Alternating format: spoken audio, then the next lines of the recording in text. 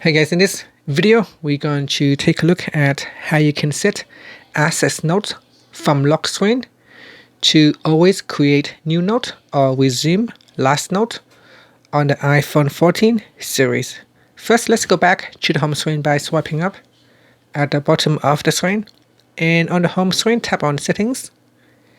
Next, in the settings page, scroll down and tap on notes, and then in here go down to the bottom and tap on access notes from lock screen. And here you could select always create a new note or resume last note. If you select resume last note, then you can choose to resume last note, create on the lock screen, or view in Notes app. And instead of resume last note, create on the lock screen, or create a new note after some amount of time. And when you select create new note, it can be after 5 minutes, after 15 minutes, after 1 hour, after today, or never.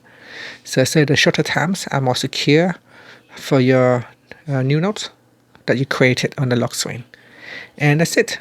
Finally, you can swipe up to go back to the home screen. Thank you for watching this video. Please subscribe to my channel for more videos.